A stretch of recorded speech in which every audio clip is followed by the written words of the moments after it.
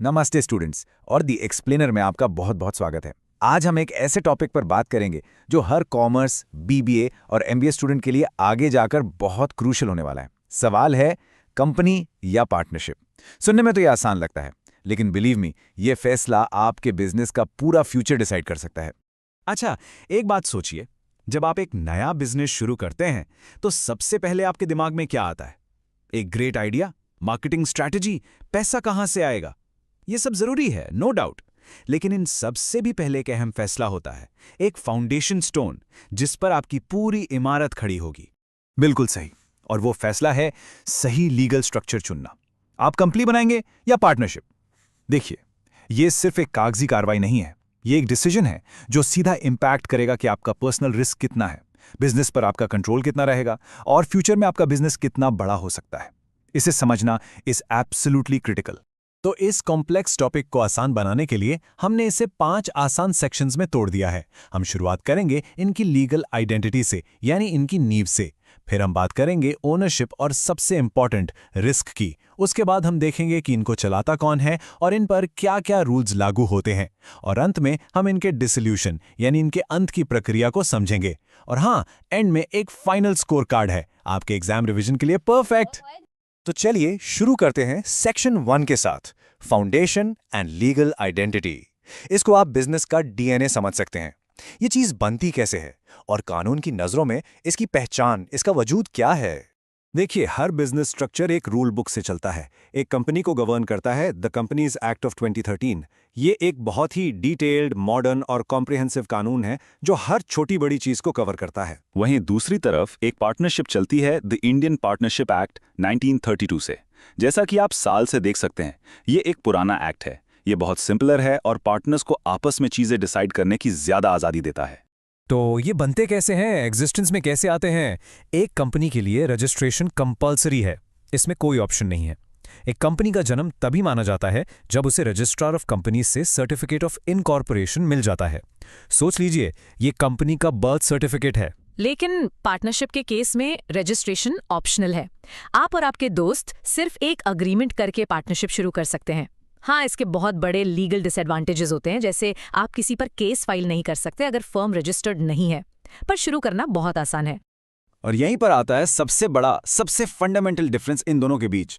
ये कॉन्सेप्ट है separate legal entity का। इसका मतलब है कि कानून की नजर में एक कंपनी अपने मालिक यानी शेयर होल्डर से एक बिल्कुल अलग इंसान है, एक आर्टिफिशियल पर्सन। ओनर्स और बिजनेस के बीच एक पर्दा होता है, एक कॉर्पोरेट वेल जो दोनों को अलग रखता है। तो इस सेपरेट लीगल एंटिटी के होने या ना होने का मतलब क्या है? इस टेबल को देखिए, एकदम क्लियर हो जाएगा। क्या कंपनी एक अलग पर्सन है? यस। पार्टनरशिप? नो। वो और उसके पार्टनर्स एक ही हैं। इसीलिए कंपनी अपने नाम पर प्रॉपर्टी खरीद सकती है, पार्टनरशिप फर्म नहीं खरीद सकती, पार्टनर्स अपने नाम पर खरीदते हैं। कंपनी किसी पर केस कर सकती है और कंपनी की लाइफ उसके मेंबर्स के आने जाने से अफेक्ट नहीं होती। पार्टनरशिप में ऐसा नहीं है। ठीक है, अब आगे बढ़ते हैं सेक्शन 2 की तरफ, ओनरशिप एंड रिस्क। इस सेक्शन में हम ह्यूमन एलिमेंट पर फोकस करेंगे। मतलब इन बिजनेस स्ट्रक्चर्स के मालिक कौन होते हैं, कितने हो सकते हैं, उनका पर्सनल फाइनेंशियल रिस्क कितना होता है और क्या वो अपना हिस्सा आसानी से बेच सकते हैं या नहीं। तो कितने लोग मिलकर ये बिजनेस चला सकते हैं? एक पार्टनरशिप में बहुत स्ट्रिक्ट लिमिट है, कम से कम 2 लोग और ज्यादा से ज्यादा 50, दैट्स इट। जबकि एक प्राइवेट कंपनी में मिनिमम 2 और मैक्सिमम 200 मेंबर्स हो सकते हैं। और एक पब्लिक कंपनी में मिनिमम 7 से शुरू होता है, पर मैक्सिमम उसकी कोई सीमा नहीं है। It can have unlimited share holders. आप रिलायंस का एग्जाम्पल ले लीजिए, लाखों शेयर होल्डर्स हैं। अब बहुत बहुत ध्यान से सुनिएगा, ये आपके एग्जाम्स और प्रैक्टिकल लाइफ दोनों के लिए सबसे इंपॉर्टेंट कॉन्सेप्ट है। लाइबिलिटी। एक पार्टनरशिप में लाइबिलिटी होती है अनलिमिटेड। मतलब ये कि अगर बिजनेस पर कर्जा है तो क्रेडिटर्स पार्टनर्स के पर्सनल एसेट्स, उनका घर, उनकी कार, उनके बैंक बैलेंस, सब कुछ ले सकते हैं उस कर्जे को चुकाने के लिए। और यहीं पर कंपनी अपना सबसे बड़ा फायदा दिखाती है। लाइबिलिटी है लिमिटेड। एक शेयर होल्डर की जिम्मेदारी सिर्फ उसके शेयर के वैल्यू तक सीमित है। अगर बिजनेस डूब भी जाए तो क्रेडिटर्स आपके पर्सनल एसेट्स को हाथ भी नहीं लगा सकते, वो पूरी तरह सेफ रहते हैं। This is a game changer. अच्छा, अब सोचिए आपको बिजनेस से निकलना है, अपना हिस्सा बेचना है। अगर आपके पास एक पब्लिक कंपनी के शेयर्स हैं तो बहुत सिंपल है, आप स्टॉक मार्केट में जाकर उन्हें आसानी से बेच सकते हैं। प्राइवेट कंपनी में थोड़े रिस्ट्रिक्शंस होते हैं पर फिर भी ट्रांसफर हो जाता है, लेकिन एक पार्टनरशिप में यहां आपका इंटरेस्ट ट्रांसफर करना बहुत मुश्किल है। It's heavily restricted. आपको अपना हिस्सा बेचने के लिए बाकी सभी पार्टनर्स की यूनानिमस कंसेंट यानी सबकी हां जरूरी है। अगर एक ने भी ना कर दिया, यू आर स्टक।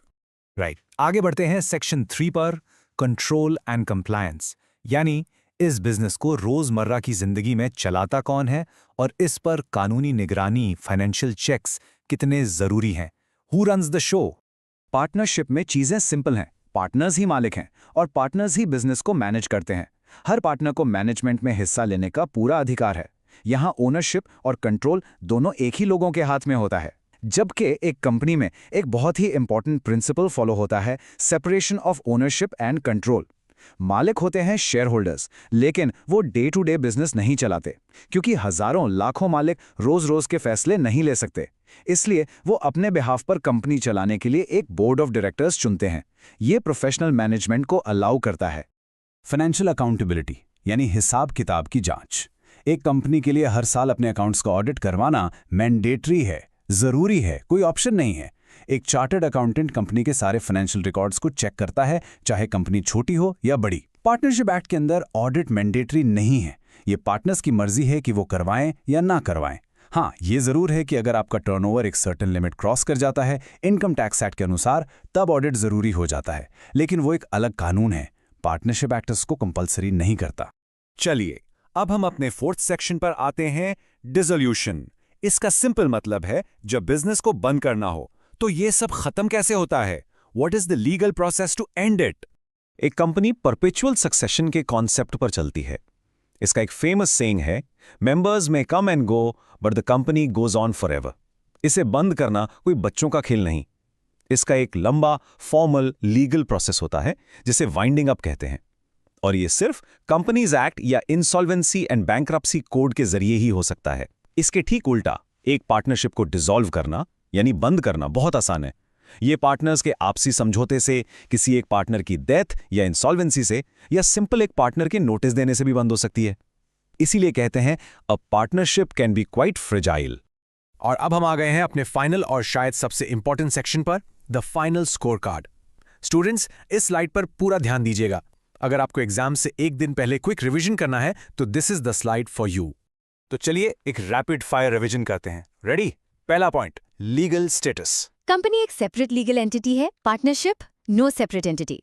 नेक्स्ट, सबसे इंपॉर्टेंट, लायबिलिटी। कंपनी में लिमिटेड, पार्टनरशिप में अनलिमिटेड। Okay, registration. कंपनी के लिए कंपलसरी, पार्टनरशिप के लिए optional. Number of members. Company में 2 से लेकर अनलिमिटेड तक, पार्टनरशिप में सिर्फ 2 से 50। Transferability of interest. कंपनी में जनरली फ्री रहता है, पार्टनरशिप में हाईली रिस्ट्रिक्टेड। मैनेजमेंट कौन देखता है? कंपनी में बोर्ड ऑफ डायरेक्टर्स, पार्टनरशिप में पार्टनर्स खुद। ऑडिट का क्या? कंपनी के लिए मैंडेटरी, पार्टनरशिप के लिए नॉट मैंडेटरी। और आखिर में वाइंडिंग अप। कंपनी में एक फॉर्मल लीगल प्रोसेस है, पार्टनरशिप में अग्रीमेंट या किसी इवेंट से हो जाता है। सिंपल। तो आखिर में ये पूरा फैसला एक ट्रेड ऑफ पर आ जाता है।